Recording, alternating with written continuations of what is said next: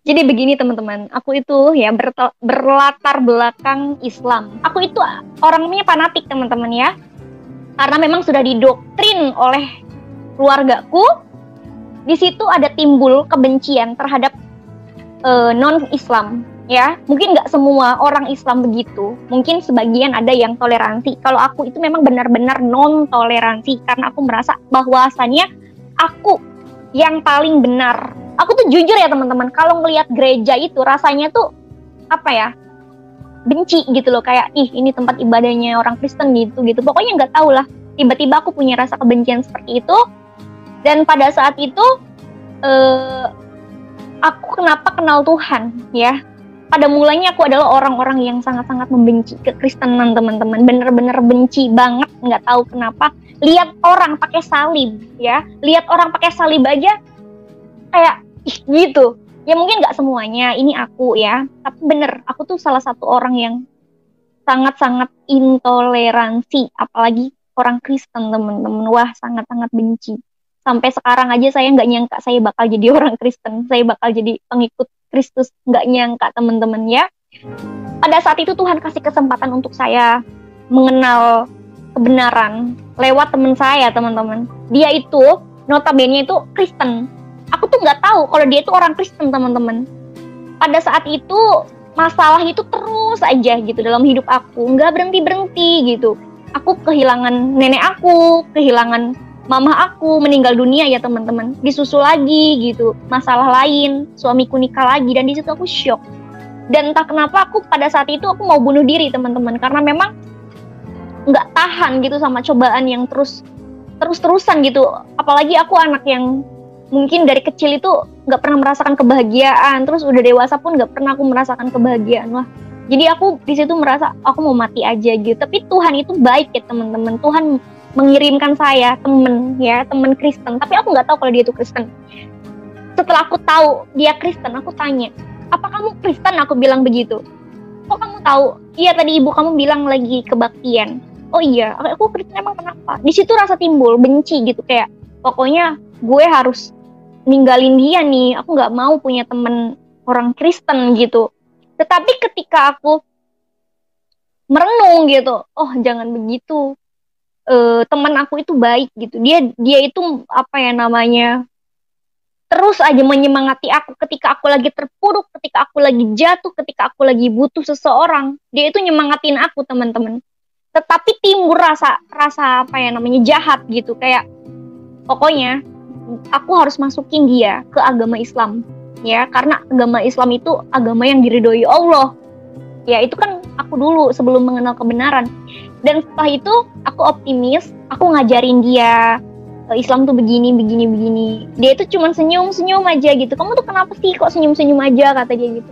Ya udah, aku mah toleransi aja gitu. Nah pada saat itu lambat laun ada video TikTok ya viral, itu video Palestina sama Israel yang apa ya namanya, yang berperang itu ya teman-teman, kan itu viral banget itu. Kata-kata kotor itu keluar saking keselnya teman-teman. Itu tapi dia tuh kayak sabar gitu. Kamu tuh kenapa sih bukannya marah-marah malah sabar? Gak apa-apa, aku nggak boleh marah, Tuhan pun nanti marah ke aku. Kalau aku nggak maafin kamu, nanti Tuhan nggak maafin aku. Aku tuh tambah penasaran, maksudnya ini ajarannya gimana sih orang Kristen itu gitu. Dan ketika itu ada rasa timbul penasaran, aku pengen kenal Tuhan Yesus tapi menolak, nggak mau. Pokoknya aku harus masukin dia ke agama Islam. Tapi dia tuh kekeh banget teman-teman, kuat banget. Malah di depan aku dia tuh apa ya namanya, memuji-muji Tuhannya terus.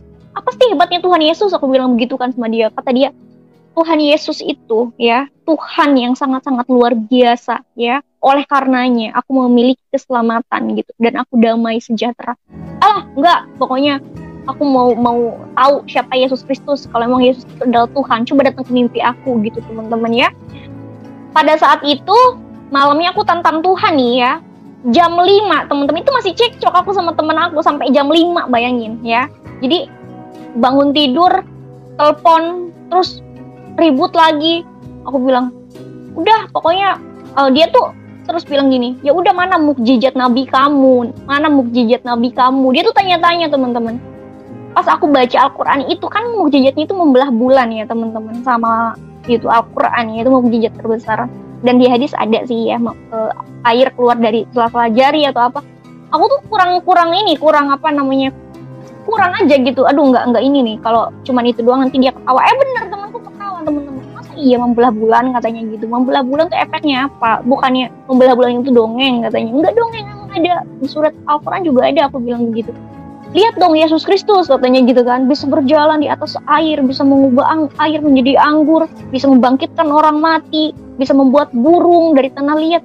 Pokoknya dia tuh mengagung-agungkan Tuhan. Di situ ada rasa kayak kebencian, teman-teman. Wah, aku panas hati nih, masa aku lebih unggul dari Tuhannya dia dibanding nabi aku yang cuman apa sih mukjizatnya, tapi dia tuh apa ya namanya, istilahnya ngetawain aku. Di situ aku ada rasa emosional. Waktu itu aku buka Google, teman-teman, karena nggak ada jalan lain, gue mau nanya sama siapa gitu. Aku buka Google, aku ketik ya, mukjizat Nabi Muhammad. Ternyata teman-teman, luar biasa, haleluya, puji Tuhan ya. Tuhan Yesus menjamah saya, teman-teman, dan memperlihatkan firman yang luar biasa, teman-teman ya. Pada Matius pasal 28 ayat 18 sampai 20, kepadaku telah diberikan segala kuasa di sorga dan di bumi ya. Jadikanlah semua bangsa muridku dan baptislah mereka dalam nama Bapa, Anak, dan Roh Kudus, dan ajarlah mereka melakukan segala sesuatu yang telah kuperintahkan kepadamu, dan ketahuilah aku menyertai kamu senantiasa sampai kepada akhir zaman. Aku tambah bingung, teman-teman. Aku kan tadi ngetik mukjizat Muhammad, mukjizat Nabi Muhammad gitu ya. Kok yang keluar Matius pasal 28 ayat 18 sampai 20. Wow. Terus aku itu kan orangnya kan nggak pernah apa ya namanya, tahu firman Tuhan ya. Aku nggak pernah baca firman Tuhan. Aku baca Yesus mendekati mereka. Nah di situ, wah berarti ini Tuhan Yesus loh yang ngomong. Aku bilang gitu, Yesus mendekati mereka dan berkata, kepadaku telah diberikan segala kuasa di surga dan di bumi. Aku sedikit bengong waktu itu gini. Hah? Berarti Tuhan Yesus itu berkuasa di langit dan di bumi. Makin bingung lagi, aku baca ke tengah. Jadikanlah semua bangsa muridku dan baptislah mereka dalam nama Bapa, Anak, dan Roh Kudus. Wow, Yesus Kristus menyuruh murid-muridnya untuk membaptis, ya. Terus aku baca lagi ke bawah. Kamu senantiasa sampai kepada akhir zaman. Wah, aku kaget, teman-teman. Aku bingung juga, kaget juga, shock juga. Pokoknya campur aduk pada saat itu. Tapi kok aku kayak meneliti lagi karena penasaran. Intinya Yesus berkuasa, ya. Yesus menyuruh murid-muridnya untuk membaptis, untuk menjadikan semua bangsa murid Tuhan ya. Terus aku pas baca ke bawah, aku akan menyertai kamu. Aku bingung. Berarti Yesus Kristus datang ke dunia yang kedua kali untuk menyertai orang-orang percaya. Aku harus dibaptis, kata aku begitu. Gimana dengan nasib aku gitu loh? Bukankah yang dibaptis hanya orang Kristen, sedangkan kita orang Islam itu nggak dibaptis. Pokoknya aku harus dibaptis ya, karena aku percaya Yesus Kristus akan datang kedua kali, teman-teman ya. Tetapi beda apa ya namanya, ceritanya beda. Kedatangan Yesus yang kedua kali itu beda. Kalau di Alkitab ya, Yesus akan datang kedua kali dan menyertai orang-orang Kristen, orang-orang percaya. Berbeda dengan di sebelah, teman-teman. Kenapa aku lebih percaya kepada Yesus, pada firman ini, Matius pasal 28 ayat 18 sampai 20? Karena ini Yesus sendiri yang berkata, dan itu disaksikan oleh 500 orang. Pada saat itu juga, karena aku tahu ya, Yesus berkata, aku berkuasa di surga dan di bumi. Aku berkata dengan lantang, ya Tuhan, aku mau mengikutimu. Ya, aku mau mengikutimu. Dan pada saat itu, aku terus merenung ya teman-teman. Aku baru tahu ternyata Yesus Kristus itu berkuasa di surga dan di bumi. Aku telepon temanku, aku mau bertobat, aku bilang begitu. Aku mau mengikut Tuhan Yesus. Kenapa kamu kok tiba-tiba nangis-nangis kayak gitu? Aku teman-teman nggak pernah nangis sekencang itu. Air mata ya keluar tidak henti-henti, teman-teman. Rasanya itu damai, sejahtera, dan sukacita. Aku merasakan jamahan Roh Kudus luar biasa, teman-teman. Kata teman aku, kamu kok nangis? Iya, aku mau bertobat, aku mau ikut Tuhan Yesus. Dia bingung, kenapa? Bukannya kamu ngehujat semalam, kamu menghina Tuhan Yesus, kamu tantang-tantang Tuhan Yesus. Iya, aku mau ikut Tuhan Yesus. Kenapa? Dia bingung, teman, tapi aku nangis terus gitu loh. Dia bingung, kenapa kamu jangan nangis dulu, jelasin yang benar, katanya gitu. Aku barusan ngelihat firman Tuhan di Google, aku bilang gitu. Firman apa? Matius pasal 28 ayat 18 sampai 20. Yang gimana bunyinya? Pura-pura nggak tahu ya teman-teman. Aku bacain. Ya baru tahu kan kamu, Yesus Kristus itu berkuasa di langit dan di bumi. Iya, aku baru tahu. Dan Yesus adalah jalan kebenaran, teman-teman ya. Dan luar biasa Tuhan Yesus memilih saya, teman-teman. Dan itu sangat-sangat luar biasa. Aku nggak bisa ngomong lagi, teman-teman ya. Karena aku sekarang udah tahu bahwa yang berkuasa di langit dan di bumi adalah Yesus Kristus. Dan Yesus Kristus berjanji akan datang kedua kali untuk menyertai orang-orang percaya, teman-teman. Dan di situ aku terus belajar. Aku terus semangat ingin mengenal firman Tuhan. Terus aku minta baptis, tapi bingung. Aku kan belum pernah bergereja ya, aku nggak kenal anak-anak gereja, nggak pernah, teman-teman. Aku tuh bingung, aku tuh nanya sama Tuhan, ya Tuhan gimana ya caranya aku dibaptis. Nah ketika itu aku buka TikTok ya teman-teman, buka TikTok, dan kebetulan ada temanku, tapi nggak kenal, terus aku tuh komen, dia tuh lagi ngebagiin video Natalan gitu, siapa yang mau ikut ibadah Natal di gereja Poki gitu. Terus aku tuh komen, aku mau ikut dong gitu. Nah terus dia kasih aku nomor WhatsApp, aku langsung ngechat, aku bilang sama dia begini, aku pengen baptis. Emang kamu dulunya Islam? Iya. Kenapa kamu mau dibaptis?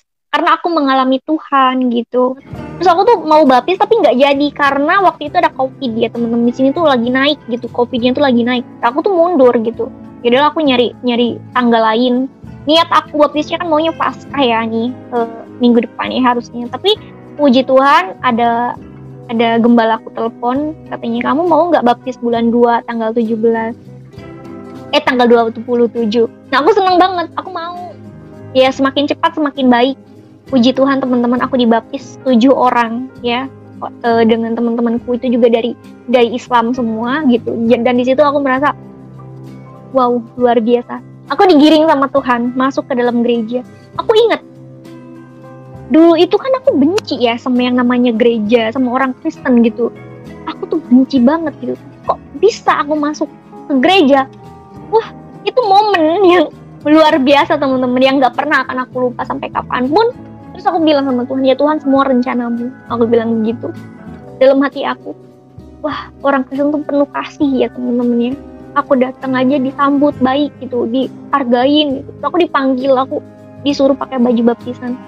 Kamu ganti pakai baju baptis. Entah kenapa aku nangis di kamar mandi teman-teman. Aku langsung bilang ke Tuhan, ya Tuhan, semua ini rencanamu. Aku bilang gitu. Aku pakai baju baptisan, aku nggak nyangka, aku bilang begitu ke Tuhan. Aku tuh nangisnya terharu teman-teman ya, kayak nggak nyangka aja. So aku dibaptis, aku selesai dibaptis, aku kan perjamuan kudus, masih nggak nyangka teman-teman, masih bener-bener serius nih aku jadi orang Kristen. Kok bisa gitu, orang yang dulunya fanatik ya, yang bener-bener sering menghujat orang-orang Kristen, kok malah sekarang aku jadi orang Kristen. Dan aku tuh gimana ya, bersuka cita sampai detik ini, sampai sekarang aku terus nggak nyangka gitu loh teman-teman sama rencana Tuhan.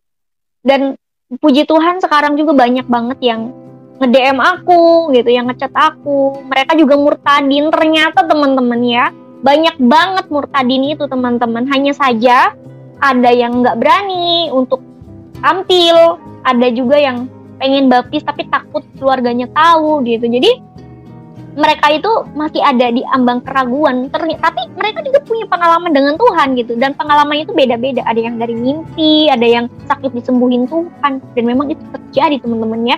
Contohnya saya di jamah Tuhan itu jam 5 teman-teman, rasanya itu damai sejahtera dan damai sukacita. Padahal saya cuma membaca firman Tuhan pada Matius pasal 28 ayat 18 sampai 20. Entah kenapa mulut saya mengaku, lidah saya mengaku kepada Tuhan Yesus, ya Tuhan, aku percaya Engkaulah Tuhan ya, Engkaulah Tuhan dan Juru Selamat, aku mau mengikutimu.